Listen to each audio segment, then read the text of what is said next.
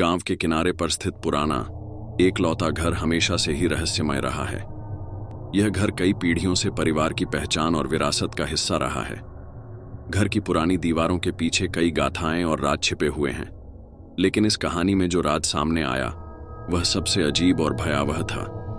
सौरभ और उसकी पत्नी संगीता अपने 2 बच्चों आरव और सिया के साथ इस घर में रहते थे। सौरभ की मां सरिता अब कुछ दिनों से बीमार चल रही थी। सरिता की बीमारी ने परिवार को तनाव में डाल दिया था, लेकिन कोई भी नहीं जानता था कि यह बीमारी एक भयानक मोड़ लाने वाली थी। एक शाम सौरभ ने घर के ड्राइंग रूम में बैठकर सरिता की हालत के बारे में सोचा। संगीता और बच्चे भी उसकी चिंता में शामिल थे। तभी अचानक एक तेज चिल्लाहट सुनाई दी और घर में अंधेरा छा गया। सौरभ जल्दी से कमरे में पहुंचा और देखा कि सरिता बेतहाशा चीख रही थी। उसकी आंखें खुली थीं, लेकिन उसका चेहरा डर और पीड़ा से विकृत था। सौरभ और संगीता ने उसे शांत करने की कोशिश की, लेकिन वह और भी अधिक डरावनी चीखें निकालने लगी। अचानक सरिता की चीखें रुक गईं और वह शांत हो गई। सौरभ ने उसके शरीर को देखा। उसकी आंखें खुली हुई थीं, लेकिन वह अब बिल्कुल भी हिलडुल नहीं रही थी। सरिता की मृत्यु हो गई थी। सरिता की मृत्यु के बाद घर में एक अजीब सी सन्नाटा छा गया। संगीता और बच्चे शोक में डूबे हुए थे, लेकिन सौरभ को कुछ और ही महसूस हो रहा था। उसे लगता था कि सरिता की मृत्यु सामान्य नहीं थी, कुछ तो था जो गलत हो गया था। एक रात सौरभ ने सरिता के पुराने कमरे में जाकर सब कुछ देखने का निर्णय लिया। वहां उसने एक पुरानी डायरी पाई। डायरी में अजीब और अस्पष्ट नोट्स थे जो किसी अज्ञात तंत्र मंत्र की ओर इशारा कर रहे थे। सौरभ ने डायरी को ध्यान से पढ़ा और पाया कि सरिता ने अपने जीवन के अंतिम दिनों में अंधेरे अनुष्ठानों का पालन किया था। डायरी के अलावा सौरभ ने सरिता के कमरे में कई अजीब चीजें देखीं।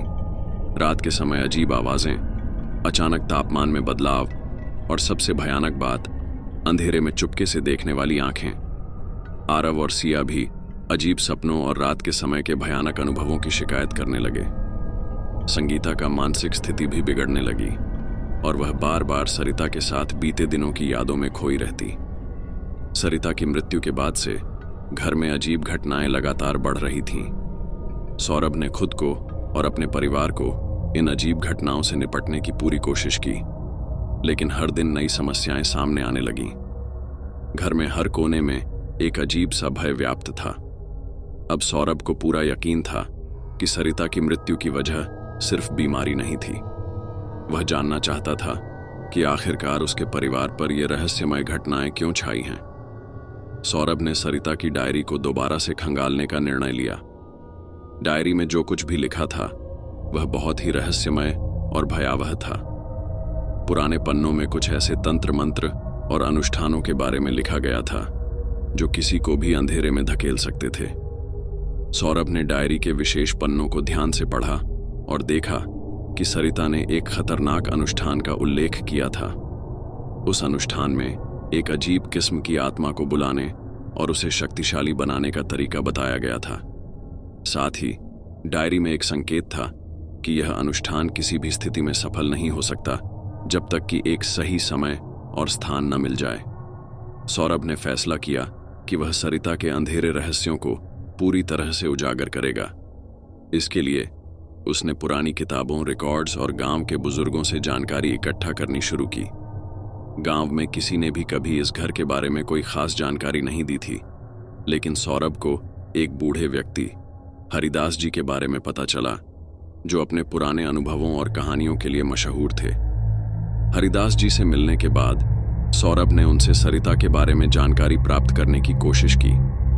हरिदास जी ने बताया कि यह घर पुराने समय से ही एक अंधेरे इतिहास से भरा हुआ है।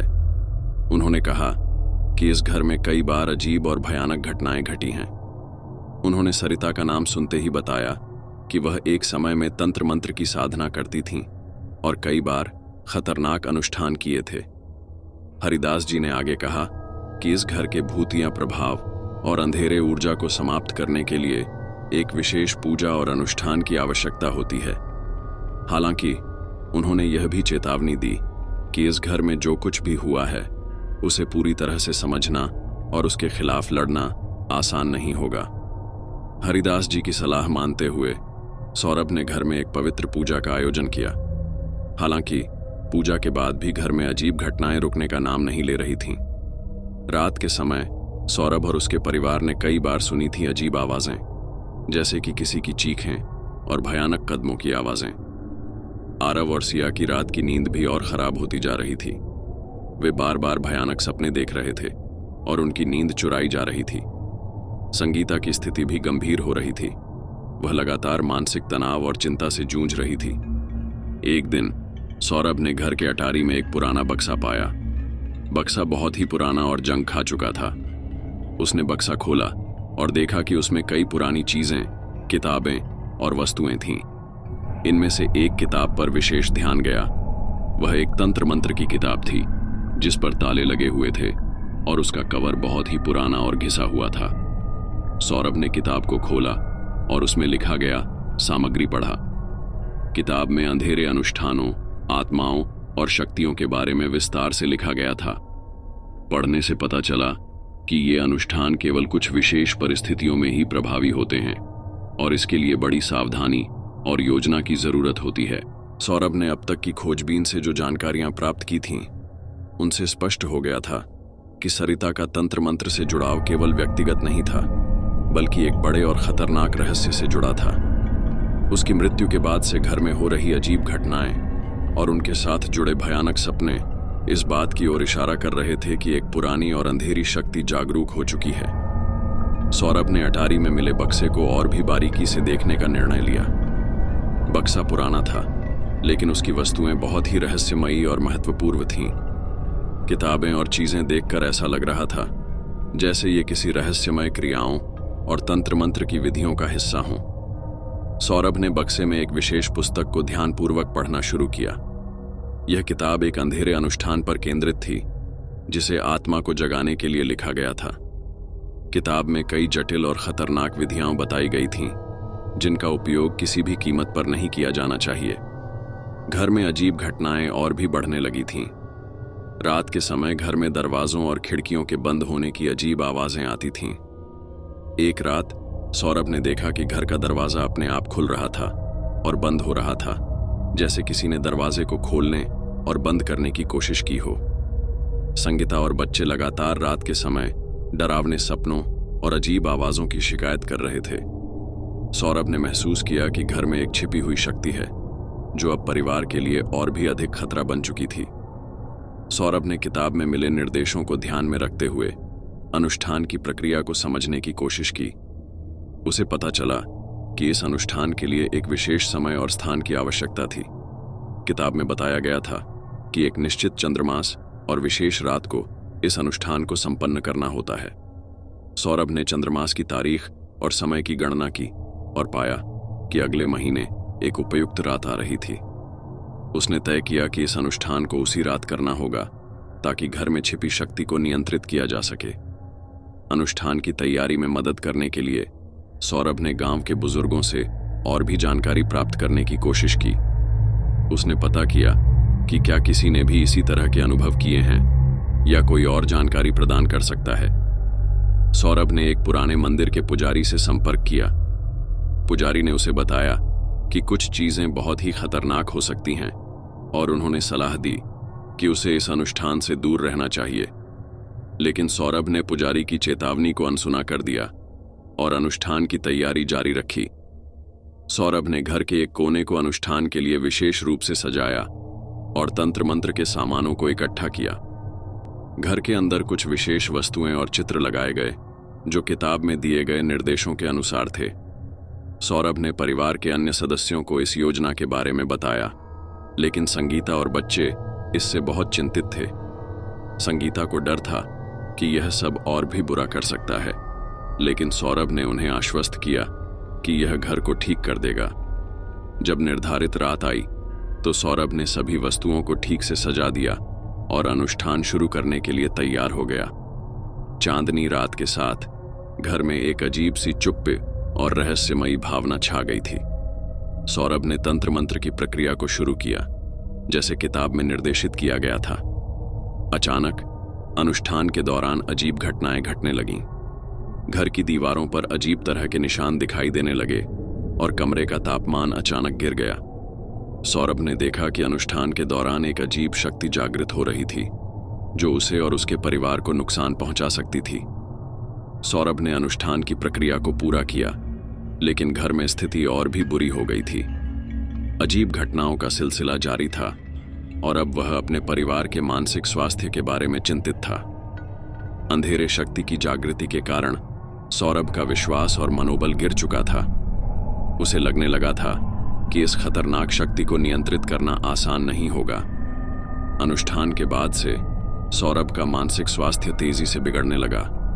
उसे लगातार असहजता और अजीब भय का सामना करना पड़ रहा था। उसकी नींद की स्थिति भी बिगड़ गई थी और वह रात रात भर बेताब हो जाता था। संगीता और बच्चे भी तनावपूर्ण स्थिति से गुजर रहे थे। संगीता ने तो अब तक पूरी तरह से टूट चुकी थी और उसे लगातार अजीब और डरावने सपने आने लगे थे। आरव और सिया की रात की नींद भी बुरी तरह प्रभावित हो गई थी। वे भी अजीब सपनों और रात के समय की घटनाओं से परेशान थे। उन्हें घर में हर कोने से अजीब आवाजें सुनाई देती थीं, जैसे कि किसी ने उनके कमरे में घुसने की कोशिश की हो। एक रात सौरभ ने देखा कि वह एक अंधेरे और घने जंगल में फंसा हुआ है। जंगल के अंदर अजीब सी धुंध और अजीब प्राणियों की आवाजें सुनाई देती थीं। अचानक एक भयानक छाया उसकी ओर बढ़ी और उसके पास आकर एक अजीब हंसी हंसी। सौरभ ने देखा कि वह छाया उसकी मां की थी, जो उसे कुछ कहना चाह रही थी, लेकिन बिना आवाज के। सौरभ की आंखें खुल गईं और उसे महसूस हुआ कि यह सपना नहीं बल्कि एक चेतावनी थी। उसने पूरी कोशिश की कि वह इस सपने से बाहर निकल सके, लेकिन उसका डर और चिंता और बढ़ गई थी। सौरभ और उसके परिवार ने देखा कि घर के भीतर भी अजीब घटनाएं बढ़ रही थीं। एक रात जब सब लोग सो रहे थे, अचानक पूरे घर में अजीब तरह की चीखें और चिल्लाहटें सुनाई देने लगीं। संगीता और बच्चे घबराए हुए उठ गए और देखा कि घर के सभी बर्तन और वस्तुएं अपने आप हिल रही थीं। आरव ने देखा कि उसकी किताबें और खिलौने खुद ब खुद इधर उधर हो रहे थे, जैसे कि किसी ने उन्हें छेड़ा हो। सिया ने भी एक भयानक दृश्य देखा, जिसमें एक भयानक आकृति उसके बिस्तर पर खड़ी थी। घर में लगातार चल रहे तनाव और डर के कारण परिवार के बीच संबंध भी बिगड़ने लगे। सौरभ और संगीता के बीच झगड़े बढ़ने लगे और दोनों एक दूसरे पर आरोप लगाने लगे। संगीता का कहना था कि सौरभ की जिद और अंधेरे अनुष्ठानों की वजह से ही परिवार की स्थिति इतनी खराब हो गई थी। सौरभ ने संगीता को समझाने की कोशिश की कि यह सब एक बड़ी शक्ति के कारण हो रहा है, लेकिन संगीता ने उसकी बात मानने से इनकार कर दिया। आरव और सिया की स्थिति भी बिगड़ने लगी। वे एक दूसरे से लड़ने लगे और खुद को अकेला महसूस करने लगे। उनका डर और चिंता बढ़ गई थी और वे अब घर के किसी भी हिस्से में अकेले नहीं रहना चाहते थे। सौरभ ने सोचा कि शायद किसी विशेषज्ञ से मदद लेने की जरूरत है। उसने एक पारंपरिक तंत्र मंत्र विशेषज्ञ भानु बाबू से संपर्क किया। भानु बाबू ने कहा कि घर में एक बहुत ही शक्तिशाली आत्मा या शक्ति का वास है और इसे नियंत्रित करने के लिए एक विशेष अनुष्ठान की जरूरत होगी। भानु बाबू ने सौरभ को चेतावनी दी कि यह अनुष्ठान अत्यंत खतरनाक हो सकता है और इसके लिए बहुत ही सावधानी बरतनी होगी। उसने सौरभ को कुछ विशेष सामग्री और वस्तुएं प्रदान की जिन्हें अनुष्ठान के दौरान उपयोग किया जाना था। सौरभ ने भानु बाबू की सलाह को ध्यान में रखते हुए तैयारी शुरू की। उसने अपने घर को पूरी तरह से साफ किया और अनुष्ठान के लिए विशेष स्थान तैयार किया। इस बार अनुष्ठान को बहुत अधिक ध्यान और सावधानी से करने का निर्णय लिया। जैसे जैसे अनुष्ठान की तारीख नजदीक आ रही थी, सौरभ और उसका परिवार एक और कठिन दौर की ओर बढ़ रहे थे। घर में अजीब घटनाओं की तीव्रता और बढ़ गई थी और परिवार का मानसिक और भावनात्मक स्वास्थ्य तेजी से बिगड़ रहा था। सौरभ ने अब तक घर में हो रही अजीब घटनाओं और पारिवारिक तनाव के बीच खुद को पूरी तरह से खोया हुआ महसूस किया। भानु बाबू के द्वारा दिए गए निर्देशों के अनुसार उसने एक और अनुष्ठान की तैयारी की, जो कि अंधेरे शक्ति को नियंत्रित करने की कोशिश में आखिरी प्रयास था। इस अनुष्ठान को करने के लिए उसे विशेष सामग्री और एक विशेष रात की आवश्यकता थी, जिसमें हर एक क्रिया को पूरी तरह से सही तरीके से करना अनिवार्य था। सौरभ ने भानु बाबू की सलाह मानते हुए घर को पूरी तरह से साफ किया और अनुष्ठान के लिए एक विशेष जगह तैयार की। उसने एक कमरे को पूरी तरह से अंधेरे और शांत बनाने के लिए सजाया और वहां पर तंत्र मंत्र की सभी आवश्यक वस्तुएं रखी। कमरे में एक विशेष प्रकार की धूप, मंत्रों की पट्टिका और काले मोमबत्तियां लगाई गईं। सौरभ ने परिवार के सभी सदस्यों को अनुष्ठान के बारे में सूचित किया और उन्हें सलाह दी कि वे उस समय घर के अंदर न रहें, क्योंकि अनुष्ठान के दौरान अजीब घटनाएं हो सकती थीं। संगीता और बच्चे डर के मारे बाहर जाने को तैयार हो गए, लेकिन उन्होंने सौरभ को अकेला छोड़ने का निर्णय लिया। जब रात आई तो सौरभ ने अनुष्ठान की प्रक्रिया शुरू की। उसने कमरे में मौजूद सभी वस्तुओं को सही स्थान पर रखा और मंत्रों की पुस्तक से आवश्यक मंत्र पढ़ने शुरू किए। जैसे ही उसने अनुष्ठान की प्रक्रिया शुरू की, पूरा घर अजीब से ठंडा हो गया और कमरे में एक घना धुंध छा गया। सौरभ ने विशेष मोमबत्तियां जलाईं और एक विशेष पैटर्न में उन्हें कमरे के चारों ओर रखा। उसने मंत्रों का जाप किया और ध्यान केंद्रित किया, लेकिन अचानक ही घर में अजीब घटनाएं शुरू हो गईं।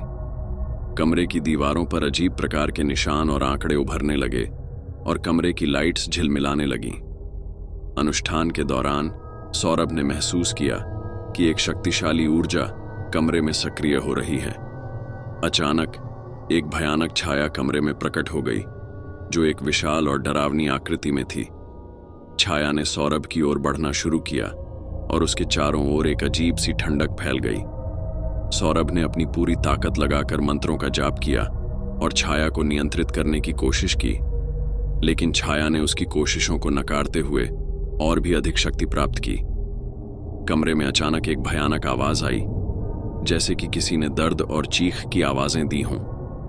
सौरभ ने देखा कि छाया ने धीरे धीरे एक रूप धारण करना शुरू कर दिया। वह रूप कोई सामान्य आत्मा नहीं था, बल्कि एक अंधेरे और खतरनाक शक्ति का प्रतीक था। छाया ने सौरभ की ओर इशारा किया और उसे एक भयानक दृश्य दिखाया, एक सपना जिसमें उसकी पूरी परिवार को संकट में दिखाया गया। सौरभ ने छाया के संकेतों को समझने की कोशिश की, लेकिन उसकी समझ में कुछ भी नहीं आ रहा था।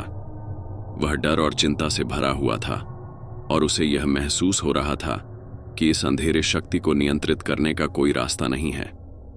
जब अनुष्ठान की प्रक्रिया समाप्त हुई, सौरभ ने देखा कि उसके परिवार के सदस्य बाहर से वापस आ गए थे। संगीता और बच्चे अजीब और भयानक अनुभव से गुजर चुके थे। संगीता ने कहा कि उसे बाहर किसी अजीब सी चीज ने देखा और बच्चों ने भी अजीब सपने देखे थे। सौरभ ने परिवार को शांत करने की कोशिश की, लेकिन वह खुद भी असमंजस में था। उसे अब यह समझ में आया कि घर में छिपी हुई शक्ति केवल अनुष्ठान से नियंत्रित नहीं हो सकती। वह अब महसूस कर रहा था कि एक और समाधान की आवश्यकता है, और यह कि वह इस खतरनाक शक्ति का सामना कैसे करेगा। सौरभ ने भानु बाबू से संपर्क किया और अपनी समस्याओं के बारे में बताया।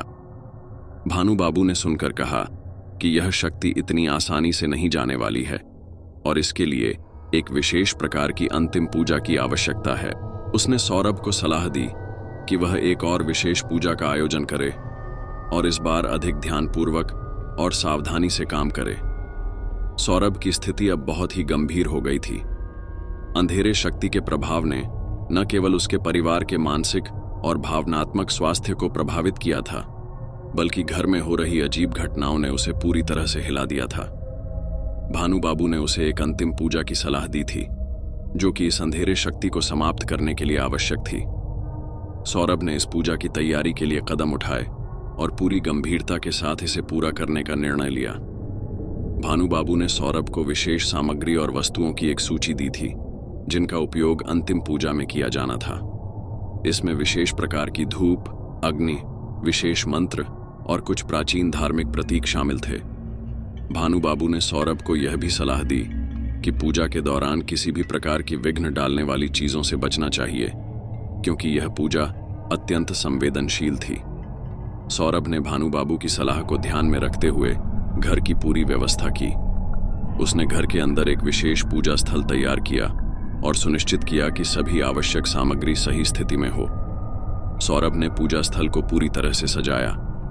उसने घर के एक कमरे को विशेष पूजा के लिए तैयार किया, जिसमें खास तौर पर धार्मिक प्रतीक, तंत्र मंत्र की सामग्री और विशेष मोमबत्तियां रखी गईं। कमरे को पूरी तरह से अंधेरा और शांत बनाया गया ताकि पूजा के दौरान किसी प्रकार की विघ्न की संभावना न हो। सौरभ ने पूजा स्थल पर एक अग्नि को जलाने के लिए विशेष प्रकार की लकड़ी और धूप का उपयोग किया। इस अग्नि का उद्देश्य शक्ति को एकत्रित करना और अंधेरे को दूर करना था। पूजा के दौरान सौरभ ने विभिन्न मंत्रों का जाप किया और ध्यान केंद्रित किया। पूजा की रात आ गई और सौरभ ने सभी तैयारियों को अंतिम रूप दिया। वह अपने परिवार को सलाह दी कि वे उस समय घर से बाहर रहें और खुद को सुरक्षित रखें। संगीता और बच्चे थोड़े चिंतित थे, लेकिन सौरभ के आदेश को मानते हुए घर से बाहर चले गए। जब पूजा शुरू हुई तो सौरभ ने अग्नि को प्रज्वलित किया और मंत्रों का जाप किया।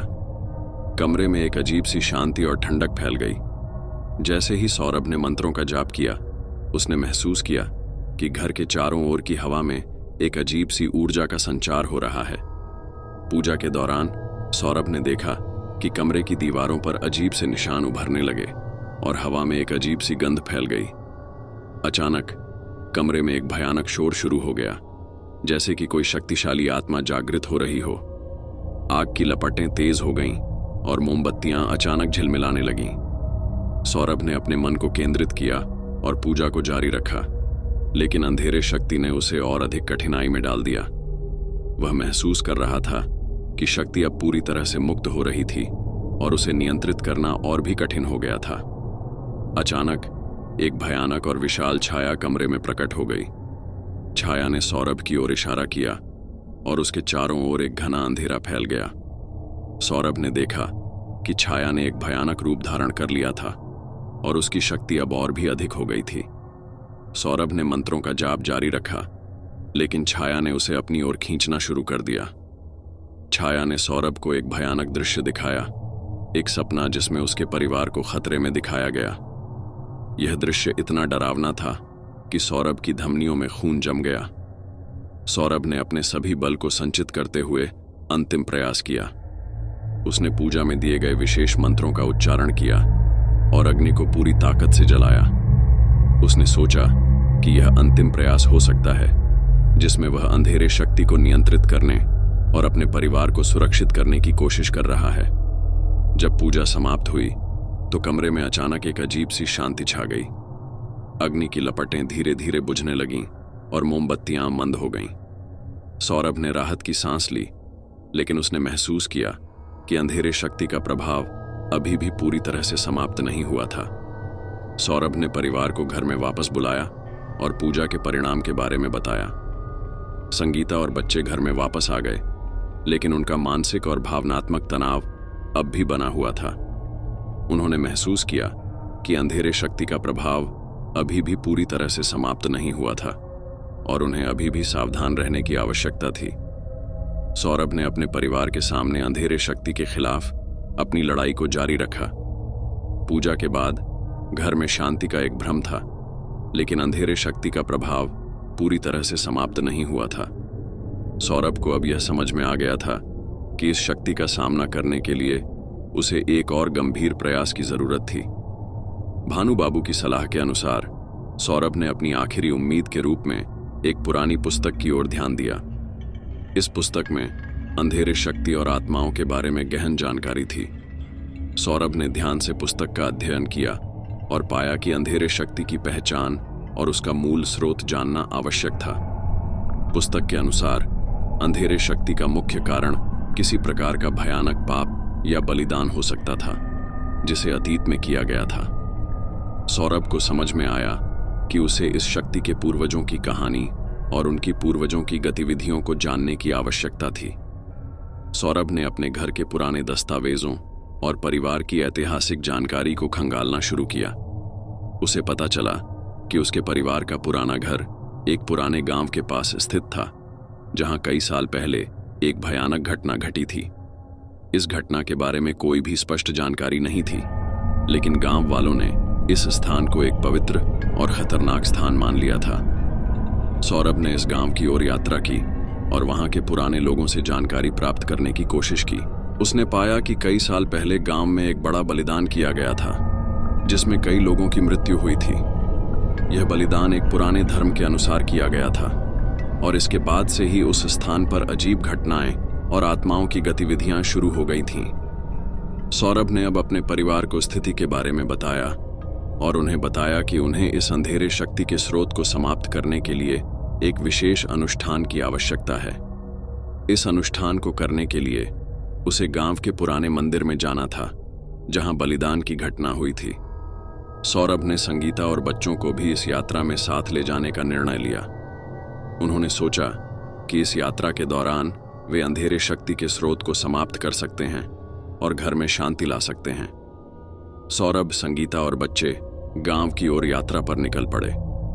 गांव पहुंचने पर उन्होंने देखा कि गांव का वातावरण अजीब सा था। गांव के लोग उन्हें अजीब निगाहों से देख रहे थे और कोई भी उनसे बात करने को तैयार नहीं था। सौरभ ने महसूस किया कि गांव के लोग इस अंधेरे शक्ति के बारे में बात करने से बच रहे थे। सौरभ ने पुराने मंदिर की ओर यात्रा की, जो गांव के बाहर एक एकांत स्थान पर स्थित था। मंदिर का दृश्य भयानक था। यह पूरी तरह से खंडहर हो चुका था और वहां पर अंधेरे और शीतलता का एक गहरा एहसास था। सौरभ ने महसूस किया कि यह स्थान उस अंधेरे शक्ति का मुख्य स्रोत हो सकता है। सौरभ ने मंदिर में जाकर अनुष्ठान की तैयारी शुरू की। उसने मंदिर के भीतर एक विशेष स्थान तैयार किया और वहां पर आवश्यक सामग्री रखी। मंदिर के भीतर अंधेरे और शांत वातावरण ने उसकी चिंताओं को और बढ़ा दिया। सौरभ ने अनुष्ठान के लिए विशेष मंत्रों का जाप किया और अग्नि को प्रज्वलित किया। उसने मंदिर के चारों ओर विशेष धार्मिक प्रतीक रखे और पूरी ताकत से अनुष्ठान को प्रारंभ किया। अनुष्ठान के दौरान सौरभ ने देखा कि मंदिर के भीतर अजीब घटनाएं होने लगीं। मंदिर की दीवारों पर अजीब से निशान उभरने लगे और वहां की हवा में एक घना अंधेरा छा गया। अचानक मंदिर में एक भयानक शोर हुआ और दीवारें हिलने लगीं। सौरभ ने देखा कि एक विशाल और डरावनी छाया मंदिर में प्रकट हो गई। छाया ने सौरभ की ओर बढ़ते हुए उसे एक भयानक दृश्य दिखाया, एक सपना जिसमें उसके परिवार को खतरे में दिखाया गया। सौरभ ने अपने परिवार को मंदिर से बाहर भेजने का निर्णय लिया। संगीता और बच्चे बाहर जाकर गांव के लोगों से सहायता प्राप्त करने की कोशिश करने लगे, लेकिन गांव के लोग अब भी अजीब तरीके से व्यवहार कर रहे थे और उन्हें मदद देने के लिए तैयार नहीं थे। सौरभ ने मंदिर में अकेले ही अनुष्ठान को जारी रखा, लेकिन अंधेरे शक्ति की उपस्थिति और भी अधिक मजबूत हो गई थी। छाया ने सौरभ को महसूस कराया कि वह इस शक्ति को नियंत्रित करने के लिए पूरी तरह से तैयार नहीं था और उसे एक और अंतिम प्रयास की आवश्यकता थी। सौरभ के लिए अब समय कीमती हो चुका था। उसने अंधेरे शक्ति के खिलाफ अपनी अंतिम लड़ाई की तैयारी पूरी कर ली थी। मंदिर में अजीब घटनाओं के बाद सौरभ ने महसूस किया कि उसे अब इस शक्ति के अंत के लिए एक अत्यंत महत्वपूर्ण और निर्णायक कदम उठाना होगा। सौरभ ने मंदिर के भीतर गहराई से छानबीन की और पाया कि एक पुरानी तंत्र मंत्र की किताब मंदिर के एक छिपे हुए स्थान पर रखी हुई थी। इस किताब में अंधेरे शक्ति की जानकारी और इसे समाप्त करने के लिए विशेष अनुष्ठान की विधियां थीं। सौरभ ने किताब को पढ़ते हुए समझा कि इस शक्ति को समाप्त करने के लिए एक विशेष बलिदान और एक रहस्यमय पूजा की आवश्यकता थी। किताब में वर्णित विधि के अनुसार सौरभ को अंधेरे शक्ति को समाप्त करने के लिए एक पुरानी शक्ति स्थान पर जाना होगा। यह स्थान मंदिर के बाहर एक गहरे जंगल में स्थित था और वहां पर एक प्राचीन शक्ति चिन्ह उकेरा गया था। इस चिन्ह को सही तरीके से उपयोग करके अंधेरे शक्ति को समाप्त किया जा सकता था। सौरभ ने मंदिर के भीतर अंतिम पूजा के लिए सभी आवश्यक सामग्री जुटाई। उसने पूजा के लिए विशेष सामग्री और वस्तुएं तैयार की, जैसे कि मंत्र फूल, धूप, अग्नि और विशेष धार्मिक प्रतीक। वह जानते थे कि यह पूजा अत्यंत संवेदनशील थी और इसमें किसी भी प्रकार की चूक से अंधेरे शक्ति को और अधिक प्रबल किया जा सकता था। इसलिए उसने पूरी सावधानी के साथ पूजा की तैयारी की और मंदिर के चारों ओर सुरक्षा का ध्यान रखा। सौरभ ने परिवार को मंदिर में ही रहने की सलाह दी और अकेले ही जंगल की ओर यात्रा पर निकल पड़ा। जंगल का वातावरण भयानक था और वहां का अंधेरा और ठंडक सौरभ को और भी अधिक डरावना लग रहा था। जंगल में एक गहरी और सुनसान जगह पर पहुंचकर सौरभ ने देखा कि वहां पर एक पुराना शक्ति चिन्ह उकेरा हुआ था। यह चिन्ह एक प्राचीन शक्ति का प्रतीक था और इसे सही तरीके से उपयोग करके अंधेरे शक्ति को समाप्त किया जा सकता था। सौरभ ने शक्ति चिह्न की ओर बढ़ते हुए उसे साफ किया और पूजा की प्रक्रिया शुरू की। उसने विशेष मंत्रों का जाप किया और शक्ति चिह्न के चारों ओर धूप की धारा चलाई। जैसे ही उसने पूजा की प्रक्रिया शुरू की, जंगल के भीतर अजीब सी शांति छा गई और एक घना अंधेरा फैलने लगा। अचानक सौरभ ने महसूस किया कि अंधेरे शक्ति की उपस्थिति और भी अधिक मजबूत हो गई है। शक्ति चिह्न के चारों ओर एक भयानक ऊर्जा का संचार होने लगा और सौरभ को महसूस हुआ कि यह शक्ति पूरी तरह से नियंत्रित हो रही थी। जैसे ही पूजा आगे बढ़ी, सौरभ ने देखा कि जंगल के चारों ओर अजीब से निशान और छायाएं उभरने लगीं। वहां की हवा में अजीब सी गंध फैल गई और अचानक एक भयानक शोर सुनाई देने लगा। सौरभ ने देखा कि अंधेरे शक्ति ने जंगल में एक विशाल छाया का रूप धारण कर लिया था। छाया ने सौरभ को घेर लिया और उसे एक भयानक दृश्य दिखाया, एक सपना जिसमें उसके परिवार को खतरे में दिखाया गया। सौरभ ने अपनी पूरी ताकत लगाकर पूजा को जारी रखा और शक्ति चिह्न का उपयोग किया। उसने सोचा कि यह अंतिम प्रयास हो सकता है और इसे सफल बनाने के लिए उसने पूरी तरह से ध्यान केंद्रित किया। इस बीच संगीता और बच्चे मंदिर में चिंतित थे। उन्हें सौरभ की स्थिति और उसकी सुरक्षा के बारे में चिंता हो रही थी। संगीता ने गांव के लोगों से मदद प्राप्त करने की कोशिश की, लेकिन गांव वाले अब भी अजीब तरीके से व्यवहार कर रहे थे और किसी भी प्रकार की मदद देने के लिए तैयार नहीं थे। सौरभ ने महसूस किया कि अंधेरे शक्ति को पूरी तरह से समाप्त करने के लिए उसे एक अंतिम बलिदान करना होगा। किताब में वर्णित विधि के अनुसार उसे अपनी आत्मा को एक छोटे से बलिदान के रूप में प्रस्तुत करना होगा। सौरभ ने इस निर्णय को स्वीकार किया और पूजा की प्रक्रिया को अंतिम रूप दिया। जैसे ही उसने बलिदान की प्रक्रिया शुरू की, उसने देखा कि शक्ति चिह्न के चारों ओर एक भयानक ऊर्जा का संचार होने लगा और अंधेरे शक्ति धीरे धीरे समाप्त होने लगी। सौरभ ने अंधेरे शक्ति के खिलाफ अपनी अंतिम लड़ाई को समाप्त कर दिया था, लेकिन इस प्रक्रिया में उसकी आत्मा पर गहरा प्रभाव पड़ा था।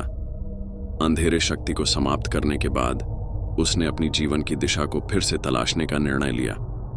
अब सौरभ और उसका परिवार एक नई शुरुआत की ओर बढ़ना चाहते थे, लेकिन अंधेरे के प्रभाव के कारण उनकी जिंदगी में कई बदलाव आ चुके थे। सौरभ ने मंदिर से लौटने के बाद देखा कि घर में एक अजीब सी शांति थी। अंधेरे शक्ति का प्रभाव कम हो गया था, लेकिन घर का वातावरण अब भी अजीब सा था। संगीता और बच्चे चिंतित थे, लेकिन उन्होंने सौरभ की सच्ची मेहनत और बलिदान की सराहना की। सौरभ ने घर की मरम्मत और पुनर्निर्माण का काम शुरू किया। उसने घर को साफ किया और सभी अवशेषों को हटा दिया जो अंधेरे शक्ति के प्रभाव को दर्शाते थे। घर के अंदर एक नई ऊर्जा और शांति की अनुभूति हुई, लेकिन सौरभ जानता था कि उन्हें एक लंबे समय तक इस स्थिति से उबरने की आवश्यकता थी। सौरभ ने अपने परिवार के साथ बातचीत की और उन्हें अंधेरे शक्ति के प्रभाव से उबरने के लिए एक योजना बनाई। उन्होंने बच्चों को मनोवैज्ञानिक सहायता देने का निर्णय लिया ताकि वे इस अनुभव से उबर सकें। संगीता को भी मानसिक और भावनात्मक समर्थन की आवश्यकता थी और सौरभ ने उसे पूरा समर्थन देने का वादा किया। सौरभ ने यह भी सुनिश्चित किया कि वे एक साथ समय बिताएं और घर की गतिविधियों को सामान्य रूप में लौटाएं। परिवार ने मिलकर घर के बगीचे की देखभाल की और नए पौधे लगाए, जिससे घर का वातावरण और भी सुंदर और शांतिपूर्ण हो गया। सौरभ ने अंधेरे शक्ति की उत्पत्ति के बारे में और अधिक जानकारी प्राप्त करने के लिए एक नई योजना बनाई। उसने पुराने दस्तावेजों और इतिहास को छानबीन की और पाया कि अंधेरे शक्ति के कारण घर के आसपास की जमीन में एक गहरा अंधेरा था। इस अंधेरे को पूरी तरह से समाप्त करने के लिए उसे भूमि की गहराई में जाकर एक अंतिम अनुष्ठान करने की जरूरत थी। सौरभ ने स्थानीय पुरातत्वविदों और धार्मिक विशेषज्ञों से सलाह ली और एक योजना तैयार की। इस योजना के अनुसार उसे विशेष सामग्री और मंत्रों का उपयोग करके भूमि को शुद्ध करना था और अंधेरे शक्ति को पूरी तरह से समाप्त करना था। सौरभ ने भूमि की सफाई के लिए एक विशेषज्ञ दल को नियुक्त किया। दल ने भूमि की गहराई में जाकर विशेष अनुष्ठान किया और अंधेरे शक्ति के प्रभाव को समाप्त किया। इस प्रक्रिया में उन्होंने विशेष धार्मिक चिन्ह और मंत्रों का उपयोग किया ताकि भूमि को पूरी तरह से शुद्ध किया जा सके। सौरभ ने ध्यानपूर्वक इस प्रक्रिया को देखा और सुनिश्चित किया कि सब कुछ सही तरीके से हो रहा है। भूमि की सफाई के बाद सौरभ ने महसूस किया कि अंधेरे शक्ति का प्रभाव पूरी तरह से समाप्त हो गया था और अब घर और आसपास का वातावरण पूरी तरह से सामान्य हो चुका था। सौरभ और उसके परिवार ने अब एक नई शुरुआत की योजना बनाई। उन्होंने घर के भीतर एक छोटी सी पूजा का आयोजन किया और धन्यवाद ज्ञापित किया कि वे अंधेरे शक्ति के प्रभाव से मुक्त हो चुके थे। परिवार ने एक नई शुरुआत के लिए सकारात्मक सोच और आशा के साथ कदम बढ़ाया। सौरभ ने अपने बच्चों को अच्छे संस्कार और शिक्षा देने की कोशिश की ताकि वे अंधेरे अनुभवों से उबर सकें और एक सकारात्मक जीवन जी सकें। संगीता ने भी मानसिक और भावनात्मक रूप से अपने आप को सशक्त किया और परिवार के साथ मिलकर एक खुशहाल जीवन की दिशा में बढ़ी। सौरभ ने महसूस किया कि अंधेरे शक्ति के अनुभव ने उसकी आत्मा को एक गहरी छाप छोड़ी थी।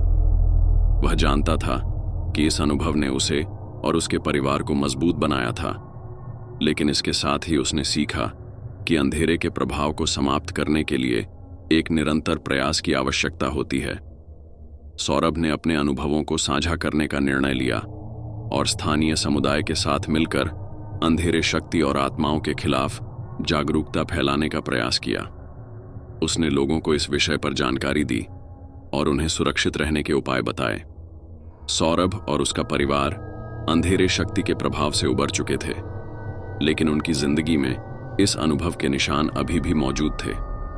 उन्होंने अपनी जीवन शैली को सुधारने और एक नई शुरुआत की दिशा में कदम बढ़ाया, लेकिन अंधेरे की छाया कभी कभी उनके आसपास महसूस होती थी। सौरभ ने अपने परिवार के साथ मिलकर नई जीवन शैली अपनाने का निर्णय लिया। उन्होंने अपने दिनचर्या को व्यवस्थित किया और एक स्वस्थ और खुशहाल जीवन जीने के प्रयास किए। संगीता और बच्चों ने भी इस नई शुरुआत को अपनाया और एक सकारात्मक दृष्टिकोण के साथ अपने जीवन को जीने लगे। सौरभ ने परिवार के साथ समय बिताना शुरू किया और उन्हें विभिन्न गतिविधियों में शामिल किया। उन्होंने बच्चों को खेलकूद, अध्ययन और अन्य रचनात्मक गतिविधियों में शामिल किया। संगीता ने भी अपने शौक और रुचियों को पुनर्जीवित किया और परिवार के साथ खुशियों का अनुभव किया। सौरभ ने अंधेरे शक्ति के प्रभाव की छानबीन जारी रखी और पता किया कि अंधेरे शक्ति के प्रभाव का अंत कभी भी पूरी तरह से नहीं हो सकता। उसने देखा कि कभी कभी अंधेरे शक्ति की छोटी छोटी झलकियां महसूस होती थीं, जो उसके परिवार के जीवन को प्रभावित करती थीं। सौरभ ने अपने अनुभवों को साझा करने और अंधेरे शक्ति के प्रभाव के बारे में जागरूकता फैलाने का निर्णय लिया। उसने स्थानीय समुदाय के साथ मिलकर सेमिनार और कार्यशालाओं का आयोजन किया, जिसमें अंधेरे शक्ति और आत्माओं के खिलाफ सुरक्षा के उपायों पर चर्चा की गई। सौरभ ने महसूस किया कि अंधेरे शक्ति के अनुभव ने उसकी आत्मा को गहराई से प्रभावित किया था। उसने व्यक्तिगत रूप से अपनी भावनाओं और मानसिक स्थिति को सुधारने के लिए एक चिकित्सक से सलाह ली। चिकित्सक ने उसे मानसिक और भावनात्मक रूप से सशक्त होने के लिए विभिन्न तकनीकें और उपचार प्रदान किए।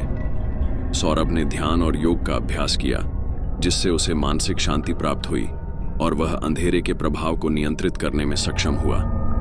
उसने सीखा कि अपने आप को मानसिक रूप से सशक्त रखना अंधेरे के प्रभाव को समाप्त करने में महत्वपूर्ण भूमिका निभाता है। सौरभ के परिवार ने भी अंधेरे के प्रभाव से उबरने के लिए प्रयास किए। बच्चों ने स्कूल और अन्य गतिविधियों में ध्यान केंद्रित किया और संगीता ने अपने शौक और रुचियों को पुनर्जीवित किया। उन्होंने एक सकारात्मक और खुशहाल जीवन जीने की दिशा में कदम बढ़ाया। सौरभ और संगीता ने अपने बच्चों को एक सकारात्मक दृष्टिकोण और मानसिक सशक्तिकरण के महत्व के बारे में बताया। उन्होंने अपने परिवार को यह सिखाया कि अंधेरे अनुभवों से उबरने के लिए एक मजबूत मानसिकता और सकारात्मक सोच की आवश्यकता होती है। हालांकि सौरभ और उसका परिवार अंधेरे शक्ति के प्रभाव से उबर चुके थे, लेकिन कभी-कभी अंधेरे के निशान उनकी जिंदगी में दिखाई देते थे। कभी-कभी घर में अजीब सी घटनाएं और आवाजें सुनाई देती थीं, जो अंधेरे शक्ति के प्रभाव को दर्शाती थीं। सौरभ ने इन घटनाओं को नजरअंदाज करने के बजाय उन्हें समझने और नियंत्रित करने का प्रयास किया। उसने सुनिश्चित किया कि ये घटनाएं परिवार की मानसिक स्थिति को प्रभावित न करें और उन्हें सुरक्षित और शांतिपूर्ण जीवन जीने की दिशा में प्रोत्साहित किया।